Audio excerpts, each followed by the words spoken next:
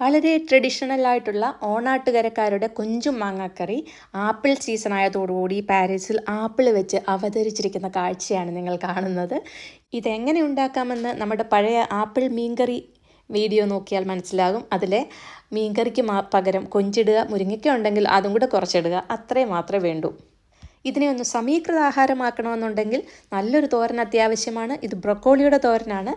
പൊടിയായിട്ട് അരിഞ്ഞിങ്ങനെ തോരൻ വെക്കുമ്പോൾ നമ്മുടെ നാട്ടിലെ ചീരത്തോരൻ്റെ രുചിയാണ്. ഇനി ഇതും കൂടുതൽ എടുക്കുക, ചോറ് കുറച്ചെടുക്കുക, അങ്ങനെ നമുക്കിതിനെ ബാലൻസ്ഡ് ആക്കാം.